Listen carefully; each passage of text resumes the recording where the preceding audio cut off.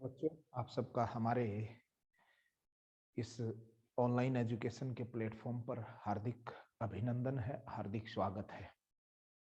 मैं व्याख्याता भौतिक विज्ञान संदीप सहारण है, आप सबका हमारे इस YouTube चैनल पे हार्दिक स्वागत करता हूं।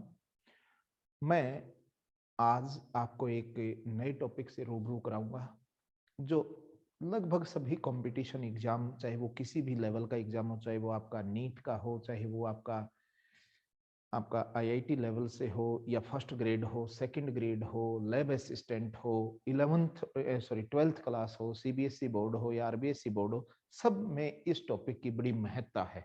बहुत इंपॉर्टेंट टॉपिक है। हम इसके कुछ बारीकी से इस टॉपिक की चर्चा करेंगे। आज का जो हमारा टॉपिक है किरण प्रकाशिकी का पहला टॉपिक है परावर्तन।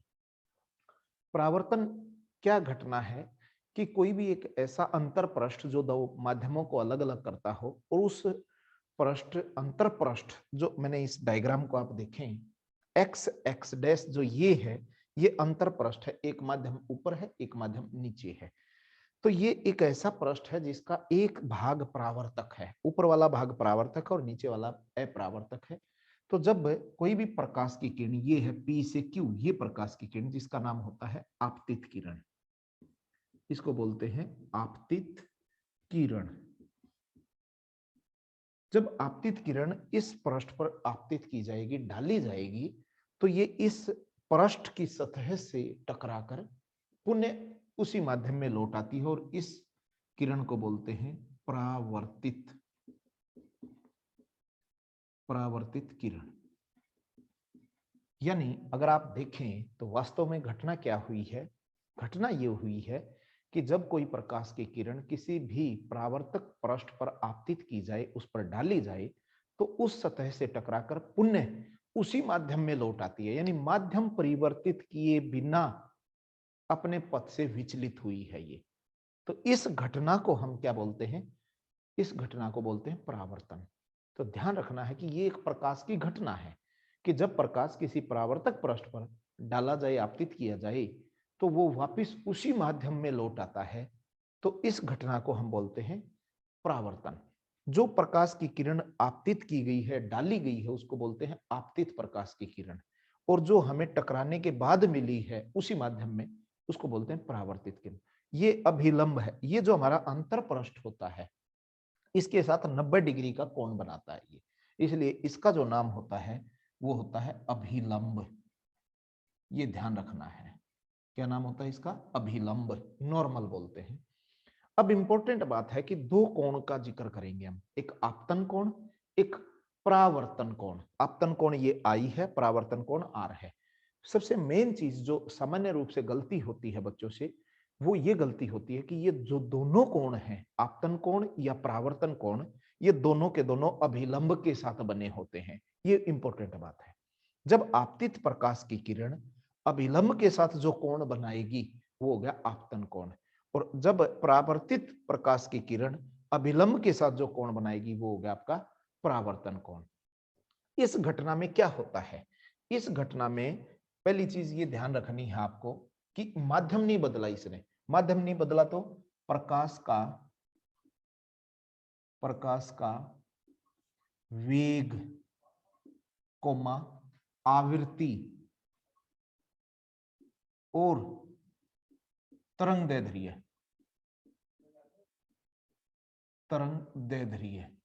अपरिवर्तित रहते हैं, अपरिवर्तित रहते हैं।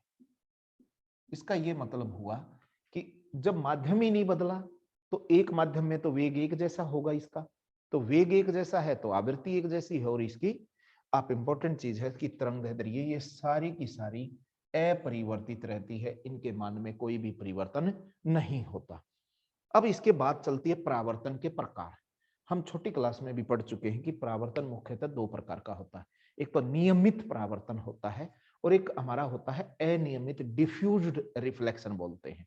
हम ये जो यह बात करेंगे वो नियमित परावर्तन की बात करेंगे। और नियमित परावर्तन के नियम क्या हैं? तो यहां हमारे बात चलेंगे परावर्तन के नियम। ये क्वेश्चन बन जाता है परावर्तन के नियम। परावर्तन के नियम क्या क्या है? नंबर 1, मैं लिख के बताऊंगा आपको, और ऐसे ही पेपर में लिखने हैं। जो गलती होगी वहां मैं फोकस कर दूंगा कि यह गलती करने की संभावना है। नंबर 1, आपतित किरण, आपतित किरण, कोमा परावर्तित किरण, परावर्तित किरण व अभिलंब, व अभिलंब सदैव, सदैव का मतलब हमेशा एक ही तल में होते हैं, एक ही तल में होते हैं। यहां गलती करते हैं बच्चे, इस तल की जगह पे एक ही बिंदु लिख देते हैं। वो ऐसा लिख देते हैं कि ये तीनों एक ही बिंदु पर होते हैं, जो गलत हो जाएगा। तो इस बात को ध्यान रखना कि ये तीनों के तीनों आपके ये एक ही तल में होते हैं। इस चीज को आपको ध्यान रखना है। दूसरा जो नियम है वो इंपॉर्टेंट नियम है कि आपतन कोण का जो मान है, आपतन कोण आई का मान है, वो बराबर होता है अपने परावर्तन कोण के, परावर्तन कोण के बराबर होता है आर के। आई का मान है वो आर के बराबर होगा। ये दो नियमों की पालना अगर ये करे तो ये हमारा नियमित परावर्तन है।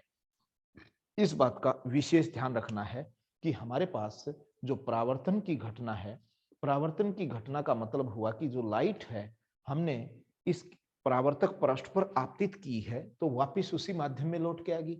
अगर उसी माध्यम में आएगी तो ये तीनों की तीनों राशि वेग, आवृत्ति और तरंगदैर्ध्य तीनों की तीनों नहीं परिवर्तित होंगी, नहीं बदलेंगी। परावर्तन के नियम लिखने आए तो ये परावर्तन के दो नियम है कि आपतित किरण, परावर्तित किरण और अभिलंब तीनों एक ही तल में होते हैं। और दूसरी बात जो इसमें आएगी कि आपतन कोण का मान परावर्तन कोण के मान के बराबर होता है। ये विशेष बात आपको ध्यान रखनी है।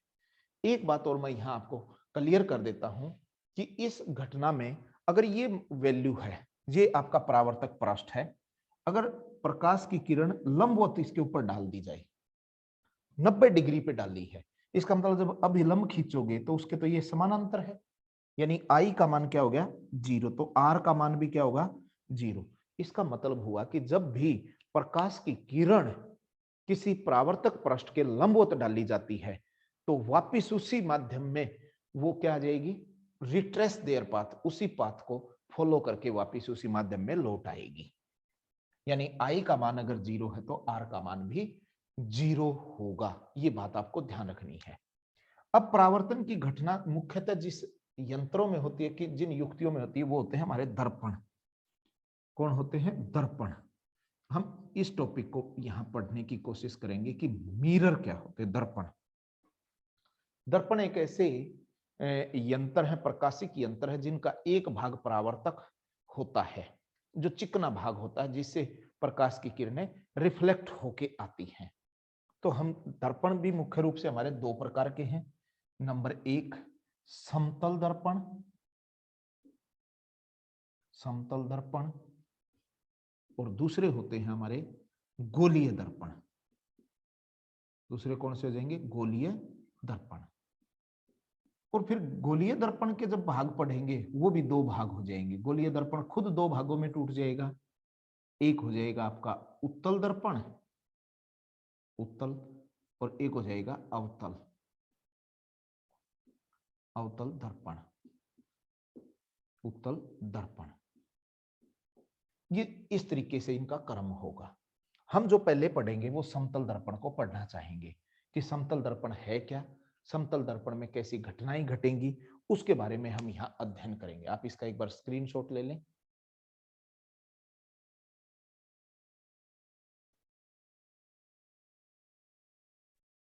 देखिए, हम समतल दर्पण के बारे में पढ़ना चाहेंगे। समतल दर्पण का मतलब ये है कि एक ऐसा दर्पण है बिल्कुल स्ट्रेट, इसका एक भाग जो है वो परावर्तक है, इधर वाला भाग, इसका नाम मैंने रख दिया M1 M2। तो समतल दर्पण की विशेषता क्या है? नंबर 1 पहली चीज ये है कि इसकी फोकस दूरी, इसकी फोकस दूरी मैं लिख के बता देता हूं, फोकस दूरी अनंत होती है। ये बात पहली ध्यान रखेंगे, क्योंकि इसको गोल नहीं बनाया जाएगा। गोला बनाएंगे तो ऐसा गोला बनेगा जिसकी फोकस दूरी, जिसका केंद्र है वो अनंत होगा। अगर फोकस दूरी अनंत है तो दूसरी बात होगी कि इसकी वक्रता त्रिज्या जो है, मैं समझाऊंगा ये क्या है। वक्रता त्रिज्या ये भी अनंत हो जाएगी इसकी। तीसरी जो बात इसमें बनती है कि अगर मान लीजिए आपने यहां वस्तु रख दी कोई ए बी, और ये दूरी आपकी सुपोज करो 10 सेंटीमीटर है। कितनी है? 10 सेंटीमीटर दूर। तो इसका जो काल्पनिक प्रतिबिंब बनेगा वो भी 10 सेंटीमीटर दूर बनेगा। तीसरी बात है कि दर्पण से वस्तु की दूरी बराबर होती है प्रतिबिंब की दर्पण से दूरी। इस बात का ध्यान रखेंगे, यानी जितनी दूरी पे वस्तु होगी प्रतिबिंब भी उतनी ही दूरी पे बनेगा। नंबर 4 है काल्पनिक प्रतिबिंब बनेंगे। काल्पनिक प्रतिबिंब बनते हैं। एक ये इंपॉर्टेंट बात है। नंबर 5 पे जो इंपॉर्टेंट इसकी एक और बात है वो ये है कि प्रतिबिंब का आकार जो है, प्रतिबिंब का आकार बराबर होगा वस्तु के आकार के। यानी जितने आकार की वस्तु है उतने ही आकार का प्रतिबिंब बनेगा। और नंबर 6 पे जो बात आएगी, इसकी आवर्धन क्षमता जो है, आवर्धन क्षमता m का मान है वो 1 होता है। इसका 1 क्यों हुआ? क्योंकि आवर्धन क्षमता को समझिए क्या है। आवर्धन क्षमता का मतलब होता है कि प्रतिबिंब का आकार डिवाइडेड बाय वस्तु का आकार। तो प्रतिबिंब का और वस्तु का आकार समान है, तो ऊपर और नीचे एक जैसी वैल्यू आएंगी, तो काटोगे तो कितनी वैल्यू आ जाएगी? 1 आ जाएगी। एक और इसमें बात है कि प्रतिबिंबों की संख्या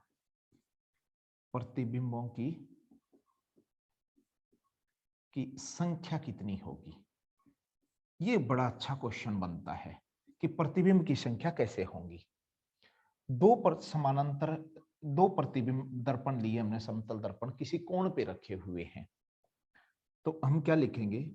पहली स्थिति है यदि, यहां लिखूं दो दर्पण किसी थीटा कोण पर रखे हैं, तब नंबर 1 पहला है 360 अपॉन थीटा की वैल्यू अगर सम संख्या आ जाए, सम संख्या इसका मान आता है। ध्यान रखना कि हमने जो प्रतिबिंब रखे हैं दो, उनके बीच में कोण है वो थीटा है। अगर 360 को थीटा से जितने कोण पे रखे उससे भाग देने पर सम संख्या प्राप्त हो तो n का मतलब यहां प्रतिबिंब की संख्या, वो क्या हो जाएगी? 1 कम कर देंगे, यानी 360 बाई थीटा में से 1 कम कर दो। दूसरा केस है कि यदि 360 बाई थीटा की वैल्यू विषम आ जाए, विषम संख्या हो, तो क्या करेंगे? अगर विषम संख्या हो तो इसके दो केस बनेंगे। विषम संख्या हो तो एक ऊपर और एक नीचे ले लेता हूं मैं। अगर 360 बाई थीटा -1 होगा n का मान, जब सममित हो, ये क्या हो? सममित। और n का मान 360 बाई थीटा होगा जब असममित हो। सिमेट्री बनती हो तो एक कम कर दो, और सिमेट्री नहीं बनती हो तो वहां पर हम क्या कर देंगे? एक और कम नहीं करेंगे, 360 बाई हम थीटा वैल्यू रख देंगे। अगर उनमें सिमेट्री बनती है तो एक कम कर दो, अदरवाइज ऐसे रख देंगे। तो इस तरीके से हम इस क्वेश्चन को सोल्व कर सकते हैं। और एक बात और मैं आपको रीजनिंग के हिसाब से बता देता हूं। नंबर 9.8 पॉइंट है कि इनमें जो प्रतिबिंब और वस्तु का संबंध होता है ना, लेफ्ट राइट पार्ट चेंज होता है। उसको बोलते हैं लेटरल इन्वर्जन, यानी पार्श्विक परिवर्तन होता है। जैसे ये आपका दर्पण है, अगर यहां आपने P लिख दिया, इसका प्रतिबिंब देखना चाहते हैं, तो जो दर्पण बनेगा ना आपका, ये दर्पण ले लो, इस तरीके से आप एक दर्पण ले लो। जब इसका प्रतिबिंब देखेंगे ना तो ये उल्टा बन जाएगा आपका, इस तरीके से बनेगा। यानी इसका सिंपल सा मतलब ये हुआ कि रीजनिंग के क्वेश्चन के हिसाब से अलग बात बता देता हूं मैं, कि दर्पण में जो वस्तु और प्रतिबिंब का लेफ्ट राइट पार्ट चेंज होता है, यानी बायां भाग दाएं में और दायां भाग बाएं में चला जाता है। लेकिन अगर पानी में देखें ना तो ऊपर और नीचे के भाग आपस में बदलते हैं, यहाँ पार्श्विक परिवर्तन होता है, यहाँ पे बायां भाग दाएं और दायां भाग बाएं चला जाता है। समतल दर्पण से संबंधित इतनी बातें हैं, इसको ध्यान से समझ लेना, और इसको आप एक बार इसका स्क्रीनशॉट ले लें, फिर हम गोलीय दर्पण की बात करते हैं। देखिए, गोलीय दर्पण भी हमारे दो प्रकार के होते हैं, ध्यान रखना। गोलीय दर्पण है, गोलीय दर्पण दो प्रकार के हैं।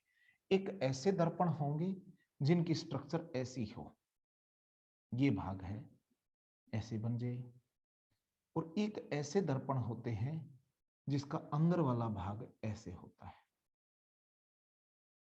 दो तरह के गोलीय दर्पण हैं, यानी समतल दर्पण तो सीधे थे, ये अलग अलग है। इसमें देखिए, ये जो M1 M2 है, इसका नाम है अवतल दर्पण, अवतल दर्पण। और इस M1 M2 है जो दूसरे चित्र में है, ये पहला चित्र है, ये दूसरा चित्र है, इसका नाम है उत्तल दर्पण, उत्तल दर्पण। ये चीजें हैं, तो इनके चित्र ध्यान से देख लेना। दोनों एक जैसे नहीं है, एक का बाह्य भाग आपका परावर्तक और एक का आंतरिक भाग परावर्तक। अगर आंतरिक भाग परावर्तक है तो वो अवतल दर्पण है, और बाह्य भाग परावर्तक है तो वो उत्तल दर्पण है। अब इनसे संबंधित मुख्य मुख्य बातें मैं आपको बताने की कोशिश करूंगा, आप उसको समझने की कोशिश करें। चित्र से पहचान लेंगे आप कौन सा उत्तल है और कौन सा अवतल है। अब देखिए, मैं कुछ बात आपको समझाता हूं जो बहुत इंपॉर्टेंट चीज है। मान लीजिए ये एक आपका दर्पण ले लिया हमने, कोई भी दर्पण हो सकता है, गोलीय दर्पण। आप पहचानोगे तो ये कौन सा दर्पण हो गया, ये अवतल दर्पण है। इससे रिलेटेड मुख्य परिभाषाएं क्या क्या हैं? पहली चीज है कि ये M1 है और ये M2 है। ये अगर इसको कंप्लीट करके देखोगे आप, किसी न किसी गोले का ये एक भाग है, और जिस गोले का भाग है ये, उस गोले का कोई ना कोई केंद्र होगा। तो हम एक एक बात लिखेंगे। सबसे पहले गोलीय दर्पण से संबंधित परिभाषा, गोलीय दर्पण से संबंधित महत्वपूर्ण महत्वपूर्ण परिभाषा, महत्वपूर्ण परिभाषा। हम एक एक परिभाषा की बात करेंगे जो जो इसमें प्रयुक्त होती है। तो देखिए, एक एक करके हम समझने की कोशिश करेंगे। ये हमारा डायग्राम है, इस डायग्राम को मैं थोड़ा सा इधर बना दूं ताकि आपको और अच्छे से समझ में आ जाए कि जो गोलीय दर्पण है, ये हमारा एक गोलीय दर्पण ले लिया मैंने, ये हमारा गोलीय दर्पण है M1 M2। तो सबसे पहली बात चलती है गोलीय दर्पण का अपर्चर यानी द्वारक क्या होता है। पहली परिभाषा है, दर्पण का वह हिस्सा जिससे प्रकाश का परावर्तन होता है, ये वाला जो हिस्सा है दर्पण का, इसको बोलते हैं इसका द्वारक। इसलिए ध्यान रखना, पूरी प्रकाशिकी के अंदर द्वारक बहुत छोटा लेना है, हमें बड़ा नहीं लेना, क्योंकि द्वारक जितना छोटा होगा जो कोण बनेंगे वो भी छोटे रहेंगे। तो ये बात ध्यान रखनी है कि द्वारक क्या है, द्वारक दर्पण का वह हिस्सा जिससे प्रकाश का परावर्तन होता है। दूसरी बात चलती है ध्रुव। ध्रुव क्या होता है, गोलीय दर्पण का मध्य बिंदु जो दर्पण पर स्थित हो। ये दर्पण है आपका M1 से M2, इसका मध्य बिंदु जो यहाँ दर्पण पे स्थित होना चाहिए। वैसे तो मध्य बिंदु जब इसको और इसको मिलाओगे तो यहाँ आ जाएगा, लेकिन दर्पण पर स्थित होना चाहिए। तो दर्पण पर स्थित वह बिंदु जो इन दोनों के इस दर्पण के मध्य में आता हो उसको हम ध्रुव बोलते हैं, और ध्रुव को पोल इंग्लिश शब्द और पी से इसको लिखा जाता है। फिर आता वक्रता केंद्र क्या होता है। अब इसको देखोगे ना दर्पण को, तो इसको थोड़ा सा और बड़ा करने की कोशिश करो तो ये एक गोला बन जाएगा आपका ऐसे। तो ये दर्पण है, किसी न किसी गोले का एक भाग है, और जब ये गोला आप बनाएंगे तो कोई ना कोई तो इसका केंद्र आएगा ना। इस केंद्र को, यानी दर्पण जिस गोले का भाग है उस गोले के केंद्र को वक्रता केंद्र कहते हैं। दर्पण जिस गोले का भाग होता है उस गोले के केंद्र को वक्रता केंद्र कहते हैं, और वक्रता केंद्र को सी द्वारा प्रदर्शित करते हैं। फिर आता है वक्रता त्रिज्या क्या होती है।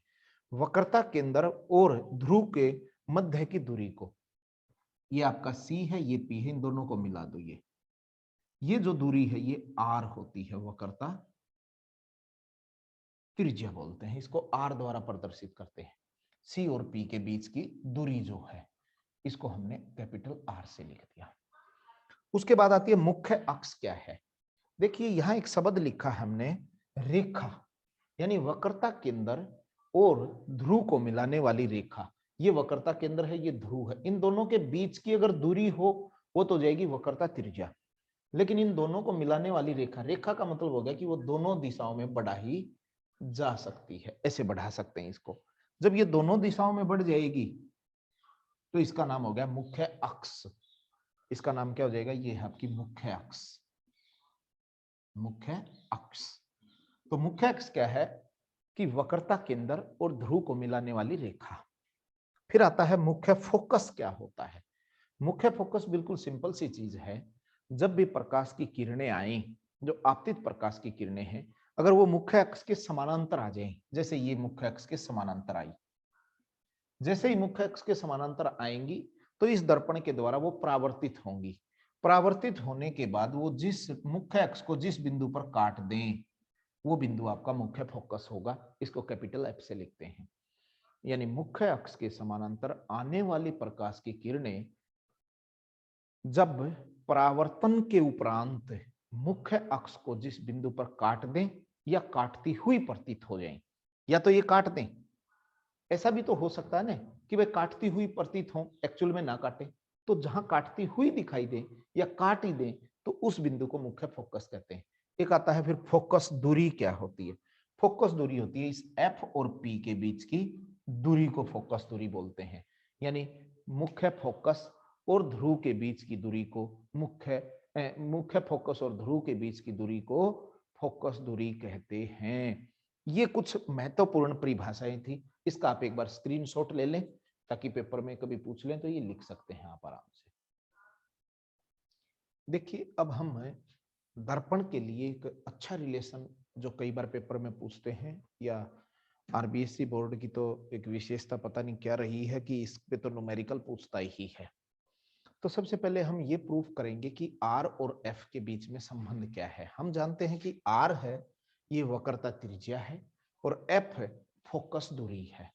हमने एक दर्पण लिया M1 M2। हम जानते हैं कि मुख्य अक्ष के समानांतर आने वाली प्रकाश की किरण, ये मुख्य अक्ष के समानांतर आने वाली प्रकाश की किरण आपतित किरण है। ये ए से, ये पॉइंट का नाम दे दिया मैंने के बिंदु नाम दे दिया इस बिंदु को, थोड़ा सा मैं बड़ा लिख दूं ताकि आपको आसानी से दिख जाए। ए के हमने अभी पढ़ा था कि मुख्य अक्ष के समानांतर आने वाली प्रकाश की किरण परावर्तन के उपरांत के बिंदु पे परावर्तन होगा। कहां से गुजरेगी, मुख्य अक्ष से, और मुख्य अक्ष के जिस बिंदु से गुजरे वहां आपका मुख्य फोकस होता है एफ। अब हम क्या करेंगे कि के ऊपर लंब डालेंगे, अभिलंब बोलते हैं जिसको, सी बिंदु से अभिलंब डाला जाएगा। ये हमने ये एक अभिलंब डाल दिया। हम जानते हैं कि ये जो प्रकाश की किरण थी ये आपतित है ए से के, और के से इसका नाम रख दिया मैंने बी।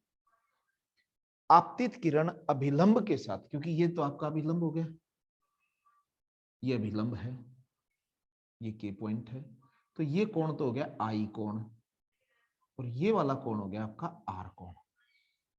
ऊपर जो कोण बना आई और नीचे ये जो कोण बना है ये आर है। तो हम इसकी थ्योरी में क्या लिखेंगे कि चित्र अनुसार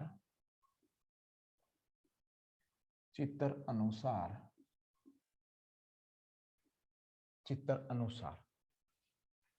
एक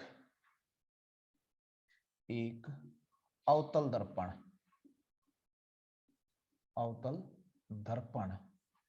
M1 M2 का ध्रुव P है। आपतित प्रकाश की किरण A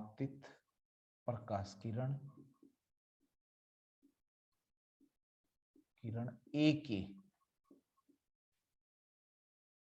परावर्तन के उपरांत मुख्य फोकस F से गुजरती है।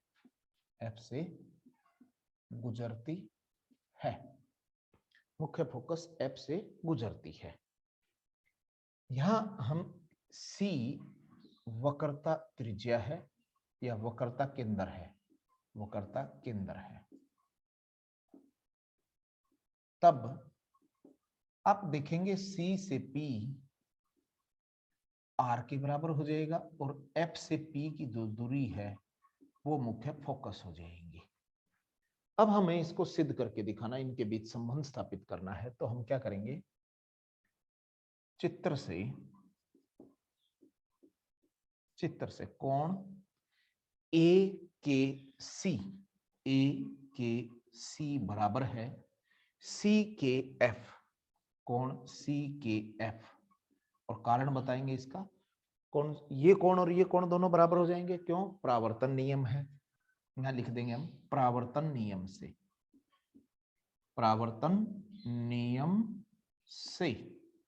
आप भी देख सकते हैं कि परावर्तन का नियम होता है वो I बराबर R है। अब ये कोण और ये कोण देखिए, दोनों क्या हो जाएंगे, एकांतर कोण है। परंतु कोण AKC बराबर है कोण KCF। ये एकांतर कोण है। ये दोनों एकांतर कोण हो गए हमारे।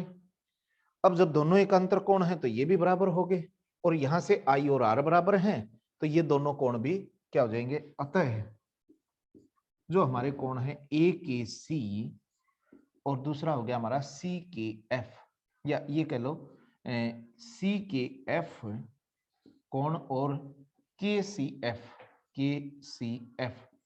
ये दोनों क्या हो जाएंगे, हमारे बराबर हो जाएंगे। हम सब जानते हैं कि जब ये दोनों कोण बराबर हैं और समान कोणों के जो बीच की सामने वाली भुजाएं होती हैं वो भी क्या होती हैं, हमेशा समान होती हैं। तो ये कोण और ये कोण दोनों बराबर हो गए। इस कोण के सामने भुजा ये है और इस कोण के सामने भुजा ये है। अतः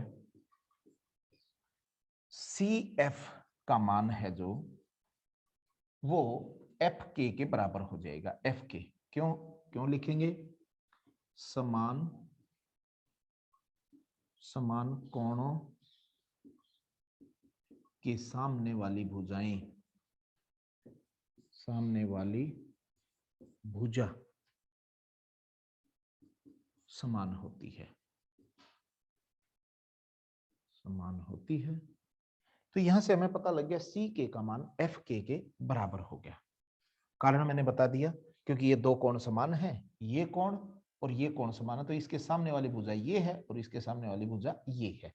तो इस त्रिभुज में ये दो भुजाएं C से F और F से K समान है। परंतु द्वारक बहुत छोटा है। मैं आपको पहले ही क्लियर कर देता हूं कि पूरी की पूरी फिजिक्स में, इस प्रकाशिकी में हम जितने भी युक्तियां प्रयोग करें, चाहे वो दर्पण प्रयोग करें, चाहे हम लेंस का प्रयोग करें, द्वारक छोटे लेने हैं। इससे फायदा क्या होगा, कोण छोटे हो जाएंगे। और द्वारक छोटा है तब जब कोण बहुत छोटे हैं तो C से F, या ये कह लो F से K और F से P के मान बराबर हो जाएंगे। F से K बराबर है F से P के बराबर हो जाएगा। ये लगभग बराबर हो जाएंगे, लगभग बराबर। बहुत ज्यादा अंतर नहीं होगा, लगभग बराबर हो जाएंगे। इस इक्वेशन को 1 कह दो, इसको 2 कह दो, समीकरण 1 और 2 को ले लो, समीकरण 1 व 2 से, समीकरण 1 और 2 से देखो, C से F, F से K, F के एफ पी के, तो सी एफ और एफ पी बराबर हो जाएंगे, तो सी एफ बराबर है एफ पी। इसको समीकरण 3 नाम कह दो।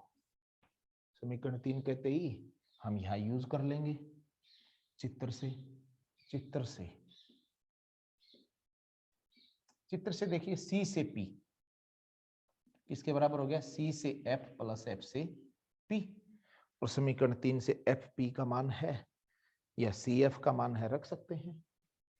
तो ये क्या बन गया, F P plus F P. यहाँ साइड में लिख लो समीकरण 3 से मान रखा, समीकरण 3 से मान रखा। तो C से P की वैल्यू होगी 2 टाइम ऑफ FP। हमारे पास चिन्ह परिपाटी का प्रयोग करना है, मैं यहां लिखता हूं इसको चिन्ह परिपाटी से।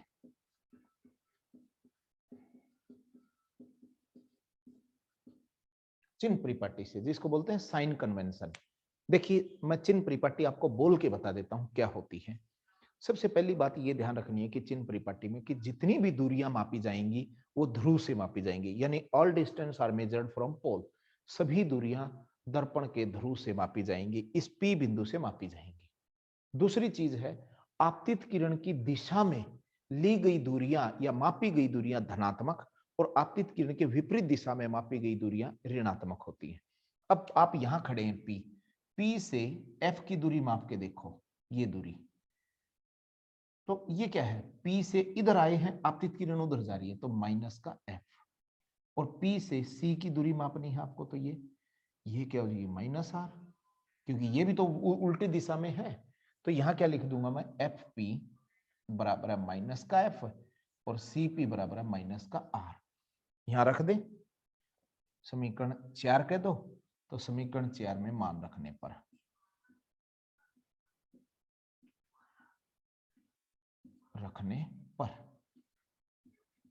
तो क्या बन जाएगा, माइनस आर बराबर है माइनस 2F, माइनस से माइनस, आर बराबर है 2F, या F बराबर है R बटे 2। ये सिद्ध हो गया कि वक्रता त्रिज्या है। एक बार इसका स्क्रीनशॉट ले लें।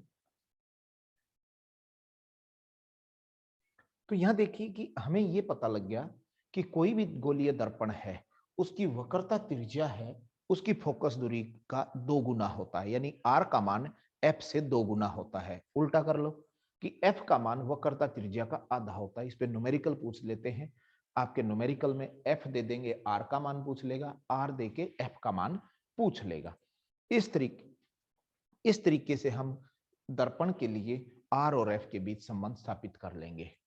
बहुत अच्छा टॉपिक है, कई बार इसका डेरिवेशन पूछ लेते हैं, कई बार इस पे न्यूमेरिकल आता है। R दे रखा हो और F निकालना हो तो आधा कर दो, और F दे रखा हो और R निकालना हो तो 2 गुना कर दो। इस तरीके से मैं आपका बहुत बहुत आभार व्यक्त करता हूं कि आपने बड़े पेशेंस से, बहुत शांतिपूर्वक ढंग से इस पूरे टॉपिक को समझने की कोशिश की, और कहीं ना कहीं आपका इस टॉपिक को जब एक बार पूरा वीडियो देख लिया आपने तो आपको अच्छे से समझ में आया होगा, ऐसी मैं उम्मीद कर सकता हूं।